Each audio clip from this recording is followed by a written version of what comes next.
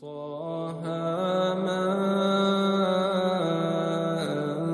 أنزلنا عليك القرآن لتشقى إلا تذكرة لمن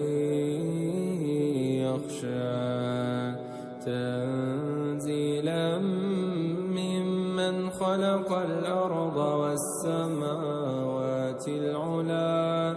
الرحمن على العرش استوى له ما في السماوات وما في الأرض وما